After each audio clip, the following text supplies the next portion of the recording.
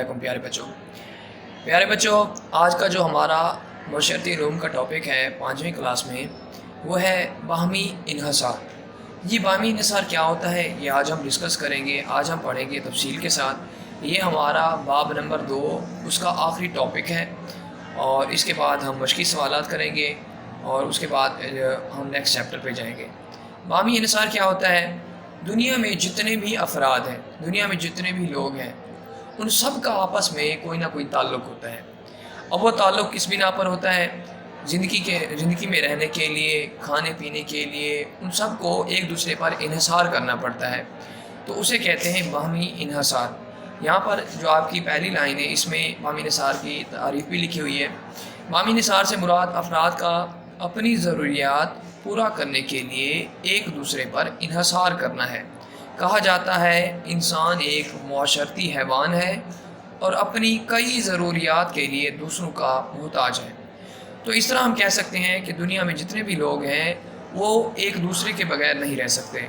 चाहे वो रहने के लिए उनको जगह चाहिए, चाहे उनको खाने के लिए चीज़ें चाहिए, तो उनका एक दूसरे के साथ ताल्लुक़ ज़रूर होता है। कोई भी इंसान अकेला अपनी ज़िंदगी नहीं जी सकता जब तक उसका इन्हसार दूसरे लोगों के साथ ना हो। देखिए, अगर हम कपड़े पहनते हैं, अगर हम खाना खाते हैं, अगर हम रहते हैं, तो जो हम कपड़े पहनते हैं वो किसी और के बनाए हुए होते हैं। जो हम खाना खाते हैं वो अल्लाह ताला पहले अनाज उगाता है, फिर उससे हम क्या करते हैं, खाना पकाते हैं, सारा कुछ, फिर एक दूसरे के साथ लेन देन करते हैं।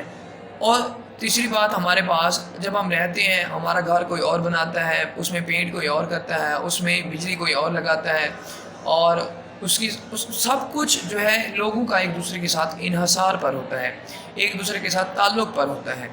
तो इसी तरह जैसे एक फ़र्द का दूसरे फ़र्द के साथ एक बाहमी ताल्लुक़ है, एक आपस में ताल्लुक़ है, वैसे ही दुनिया में जितने भी ममालिक हैं उनका एक दूसरे के साथ कोई ना कोई ताल्लुक़ होता है।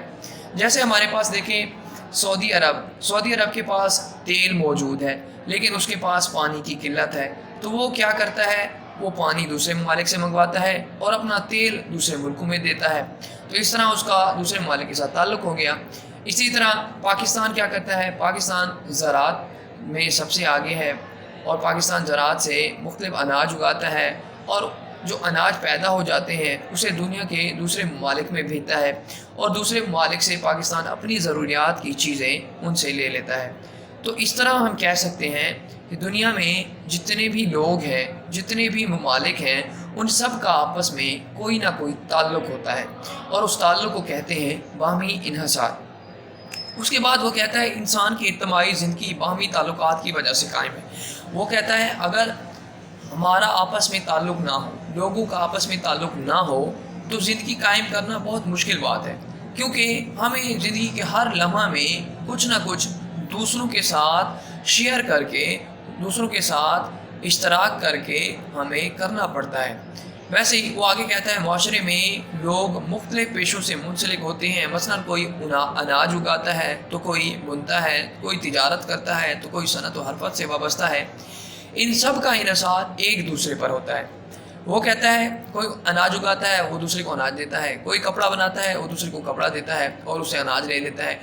अच्छा, और इसके अलावा वो कहता है कोई तिजारत करता है, अपना सामान दूसरे मालिक में भेजता है, उनसे कुछ ले लेता है, पैसे ले लेता है, फिर पैसे से दूसरी चीज़ें लेता है। तो इस तरह लोगों का आपस में एक ताल्लुक़ होता है जिसे कहते हैं बाहमी ताल्लुक़। इस तरह लोगों का आपस में जो ताल्लुक़ होता है उस पर एक दूसरे पर इन्हसार कायम हो जाता है जिसे कहते हैं बाहमी इन्हसार।